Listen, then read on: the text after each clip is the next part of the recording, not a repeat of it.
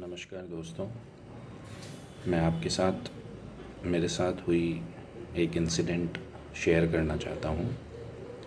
दोस्तों, बचपन से ही बॉलीवुड ने हम सब के दिमाग में ये चीज़ फिट कर दी है, बिठा दी है कि हिंदुस्तान में पुलिस, सरकारी जितने भी कर्मचारी हैं या सरकारी जितने भी कार्यालय हैं वो काम ढंग से नहीं करते और प्राइवेट ऑर्गेनाइजेशंस में काम ढंग से होता है।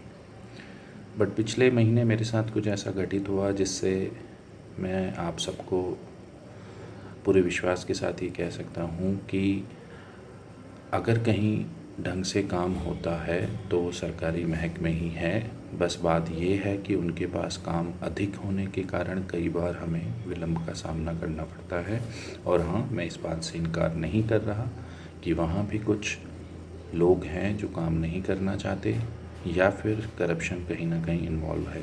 तो मैं इस बात की कोई गारंटी नहीं दे रहा हूँ कि सरकारी महकमों में 100% शुद्ध कार्य होता है। But as compared with private organisations, मैं आपको बताना चाहता हूँ कि भारतीय सरकार, जो मौजूदा सरकार है, उसके राज में सरकारी महकमों में काफ़ी सुधार हुआ है और वो अपना काम काफ़ी सही ढंग से कर रहे हैं। अब आते हैं मेरी घटना पर। दोस्तों, 15 जुलाई को करीब 3 साढ़े 3 बजे के आसपास मेरा कोई कुरियर आने वाला था डीटीडीसी से। तो मैंने उसके कॉन्टैक्ट नंबर पे फ़ोन किया और अपने कुरियर का स्टेटस जाना, जो कि पहले ही बहुत डिले हो रहा था और मुझे अर्जेंट बेसिस पे चाहिए था। मेरा कॉल डिस्कनेक्ट होने के तुरंत बाद मेरे पास एक अननोन नंबर से कॉल आया और उन्होंने कहा कि सर, आपका कुरियर जो है वो रिटर्न हो गया है क्योंकि आपने फ़ोन नहीं उठाया और आपको 10 रुपीज़ एक्स्ट्रा चार्ज देना पड़ेगा और with in half an hour आपको कुरियर आपको मिल जाएगा।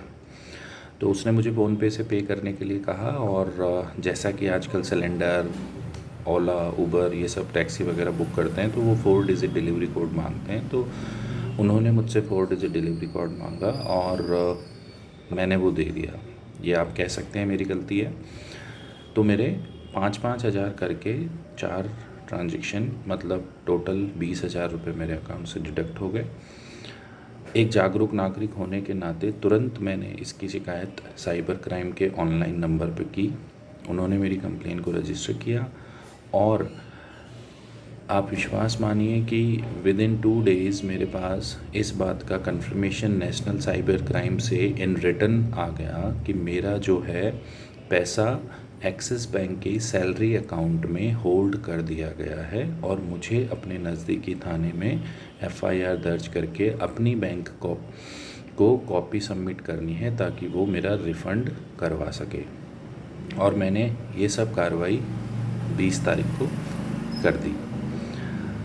मेरी जो ब्रांच है HDFC bank, Niwaru road, Jaipur, उसके ब्रांच मैनेजर ने मुझे कहा फ़ोन पे, वो अवेलेबल नहीं था बैंक में, और इवन मैं 5 बार बैंक विज़िट करके आया हूँ, वो कभी भी बैंक में अवेलेबल नहीं मिला।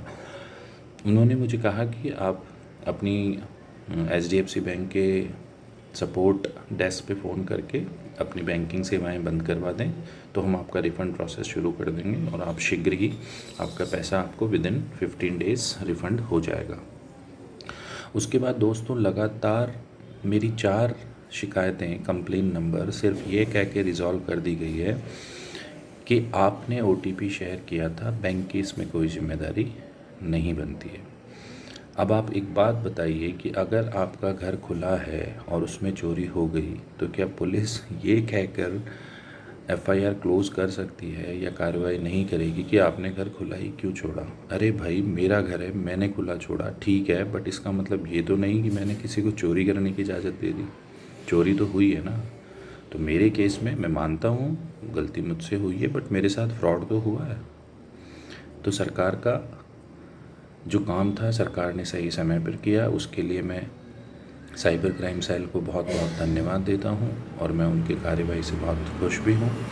लेकिन प्राइवेट ऑर्गेनाइजेशन एचडीएफसी बैंक और एक्सिस बैंक जो इस बात की गारंटी और दम भरते हैं कि हम अपने कर्मचारियों को बेहतर सेवाएं प्रदान करते हैं, हमारा कस्टमर रिलेशन बहुत स्ट्रॉन्ग है, हम हर फेस्टिवल पे वीडियो रिलीज़ करते हैं एंड ऑल, बट अगर असल में देखा जाए तो उन्होंने 1% भी मेरी सहायता करने की कोशिश नहीं की।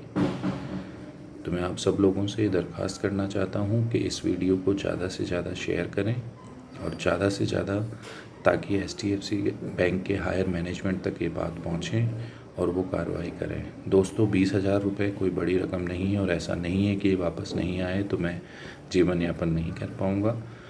बट हमारे पास राष्ट्रीय सुरक्षा एजेंसी नेशनल साइबर क्राइम से ये कन्फर्मेशन होने के बावजूद कि मेरा पैसा एक पर्टिकुलर अकाउंट में रुका हुआ है, मेरे पास FIR की कॉपी है, मेरे पास नेशनल साइबर क्राइम का रिटर्न कन्फर्मेशन है, ये सारी जानकारी मैं HDFC बैंक को 4 बार दे चुका हूँ, उसके बावजूद HDFC बैंक कार्रवाई नहीं कर रही है। तो इससे ये साफ जाहिर होता है कि HDFC बैंक और एक्सिस बैंक, ये दोनों बैंक कहीं ना कहीं साइबर क्राइम को बढ़ावा दे रही है और ये जो भी ऑनलाइन ठगी होती है उसमें पूर्णतः भागीदार हैं। और अगर नहीं है तो HDFC बैंक और एक्सिस बैंक को मिलकर ये इशू रिज़ॉल्व करना चाहिए, जिससे हम एक मिसाल कायम कर सकें और जो भी ऑनलाइन ठगी का काम करते हैं उनके कॉन्फिडेंस को तोड़ सकें कि एक जागरूक नागरिक गलती होने के बाद भी अपना पैसा वापस ले सकता है। धन्यवाद दोस्तों, शुक्रिया।